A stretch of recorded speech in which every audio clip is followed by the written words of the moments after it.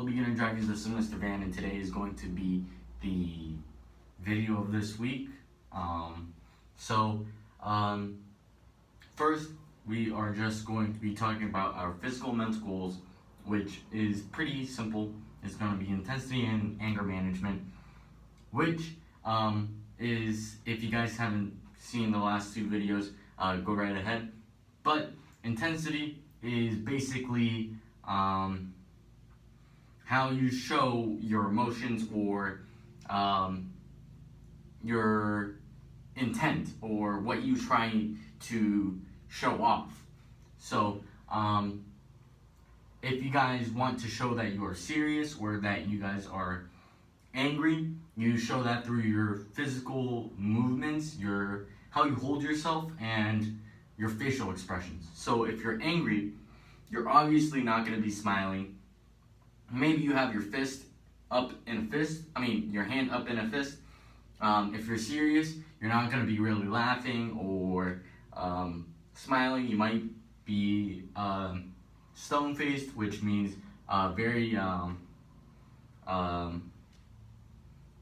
forget the word, but it's oriented towards the goal. So you're more straight to the point instead of making some jokes along the way. So that is how you show your intensity. It's showing what your emotions are and what you want to get done. So if you're trying to get serious and get something done, then you might not be telling any jokes. You might have your back straight. You might be flat-faced, where you're not really smiling, you're not really sad at the same time. You might just have a flat face, which means you're not smiling or showing any emotions. But if you're angry, you might be having your hand up in a fist underneath your by your waist, or you might be showing it with a frown on your face or your eyebrows pointed downwards. So that's how you show your emotions, and one way to show intensity. Now, speaking about angry, we are going to be talking about anger management. So really quickly, we're just going to be talking about how if you're angry and you're arguing with someone, should you really be arguing with them? So you have to think about what they're bring out from you as well. So maybe your friend thinks that 2 plus 2 is 4, and you think that 2 plus 2 is 3. You probably don't think that, but it's just an example. So let's say you think that 2 plus 2 is 3, and your friend thinks that it's 2 plus 2 is 4. So you bring up your argument because you're angry and you're starting to yell at them, but you didn't really think, what does 2 plus 2 equal? So you start to think with your fingers or with a piece of paper or counting something out, how he got to 4. So you start to analyze what he's doing, what his argument is, and you think about how logical his argument is and how he is right. So instead of just being defensive and always thinking, I'm right, I'm always right, I have to argue because I know I'm right, maybe you guys can think, what is he saying? What can I analyze and what can I get away from this argument? And it could even be something opinionated. So let's say your mom thinks that you play with your toys too much.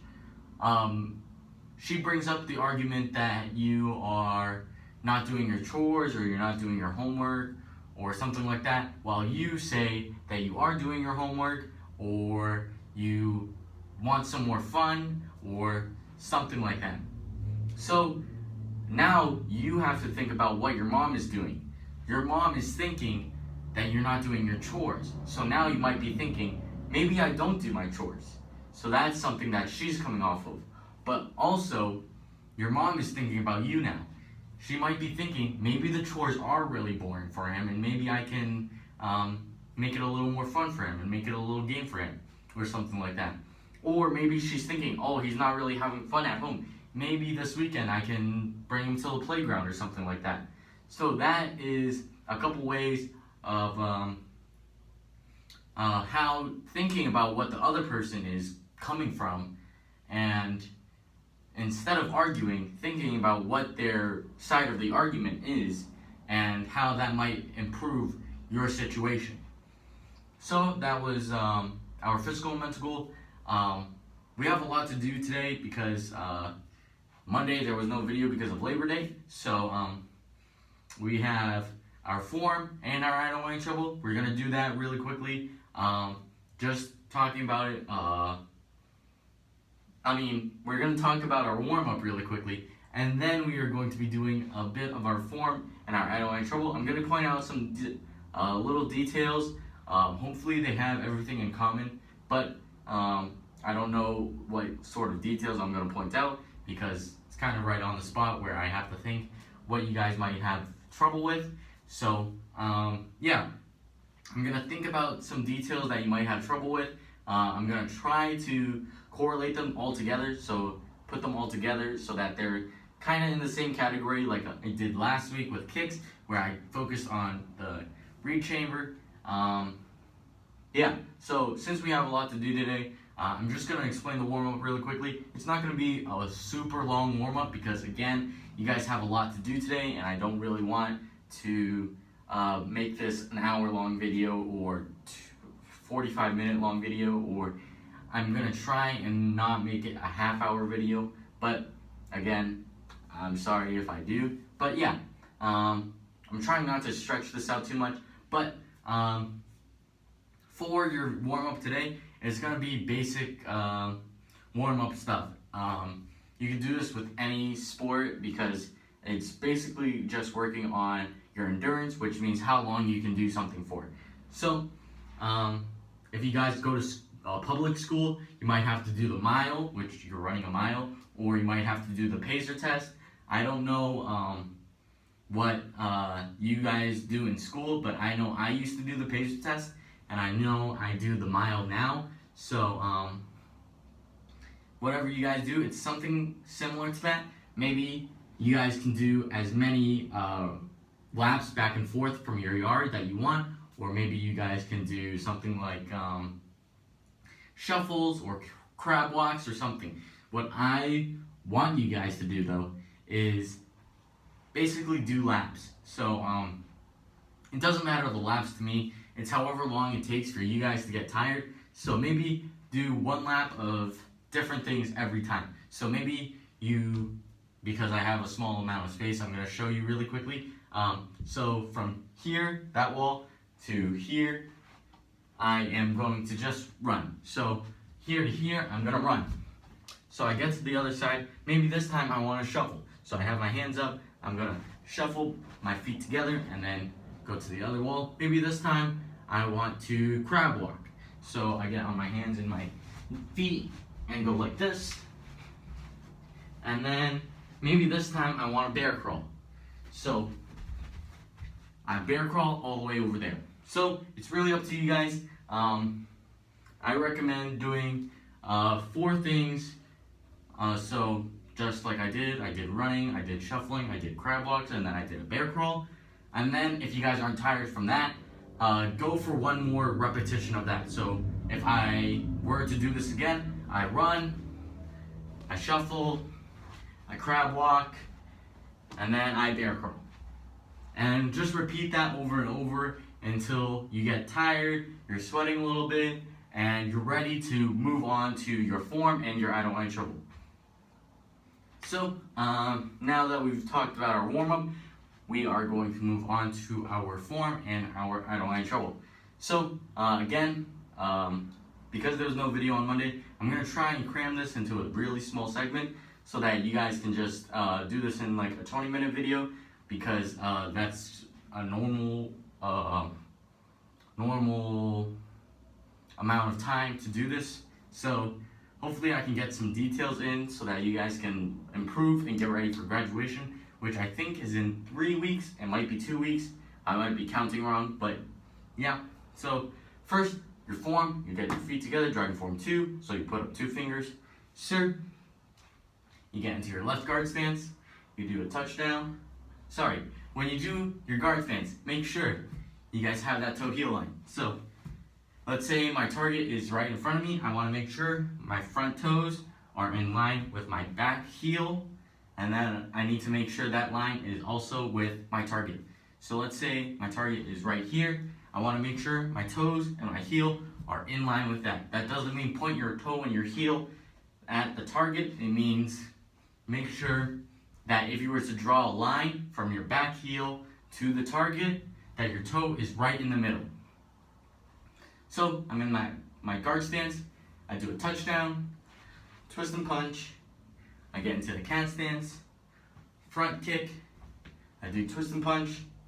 I do my turn the foot, pizza kick. Again, don't forget about the details from last week because these also still apply to you this week. Again, making sure I have that toe heel line against my target. And then I do a make an X back fist, make an X hammer fist, slide up, side kick, back fist, palm strike. This is going to be a forward bow, which means that your knee, if you were to bend it, is right in front of your groin, so that if someone was trying to do a kick right to your groin, you're not going to get hurt. It's actually going to be able to block that kick with your knee, your shin, something like that. So if someone's trying to kick you, make sure that your knee is right in front so that you don't get hurt. So I just did that twist and punch, and now I do a pump jump front kick. Aya. Again, making sure you have all four parts up, out, back, down before you land onto the floor. So pump, jump, front kick. Kia. So before it lands on the ground, you want to make sure you have all four parts. Now, that was your form. I already gave you a couple details, the stances. Make sure this is a guard stance, which means you guys are in line with your target, with your toe and your heel. Your stance, forward bow, don't have all your toes pointed in forward. Make sure that your front toes, this one, is pointed off to a corner so that if you were to just bend it, you could just block a kick to your groin without getting hurt. So, also, don't forget about the details from last week. Making sure that you have all four parts of a kick. So for the pizza kick, you have up, out, back, down, like that. Front kick, same thing, up, out, back, down. Making sure your toes are pointed the right direction, sorry. So if it was a front kick, it's off to a corner, so 45 degrees, the opposite of your leg. For a side kick or a pizza kick, it's the opposite direction, so I'm kicking that way. I want to make sure that my toes are pointed the opposite way so it makes a straight line. So that is your form. Now we are going to move on to your I don't want trouble. So put your hands up, I don't want trouble. You get into your left guard stance, same thing. Make sure that you have that toe heel line. You do touchdown, twist and punch, turn the foot, front kick, slide up, side kick, back fist, palm strike. Again, this one is also a forward bow, so make sure your toes are pointed to the corner at a 45-degree angle.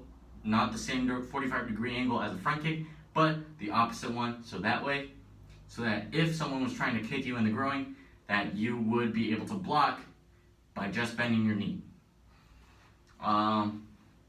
Yeah, so I want you guys to focus on your stances for this week. So instead of just moving your arms willy-nilly or forgetting about them or something like that, you could do multiple things.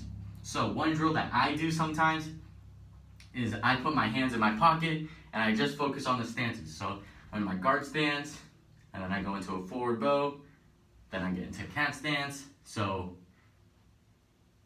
then I do a front kick, and then I do a forward bow again, and then I do a turn the foot, pizza kick, then I'm in my guard stance again, toe heel line, things like that. So you can put your hands in your pocket. If you guys don't have pockets, you can put them behind your back, in your belt, whatever. Also with that, you could also focus on your arms at the same time. I didn't give any details on the arms, but if you guys think that you're gonna forget about what move is when or something like that, you can sit down, crisscross applesauce, or lock it up if you're not new. This is called lock it up, not crisscross applesauce. I know that some people are new, so we call this lock it up, not crisscross applesauce. So lock it up, and you can do your arms here. So back fist, twist and punch, and then imagine yourself doing a cat stance, then a front kick, then twist and punch. Imagine yourself turn the foot, pizza kick, make an X, back fist, make an X, hammer fist, etc. So again, I didn't give any details on any of those moves, but if you think that you're gonna forget what your hands are doing, you can do alternating. So just my stances, then just my hands, then just my legs, then just my hands, until you feel like you have it memorized and are more prepared with your stances and with your hands. And yeah, that's gonna be it for me. Have a good day.